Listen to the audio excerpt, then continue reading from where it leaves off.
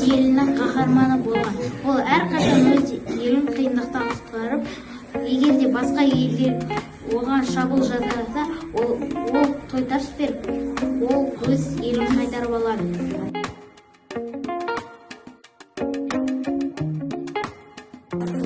Meni ең жақсы көретін кейіпкерлерінің бірі Ожираяқ.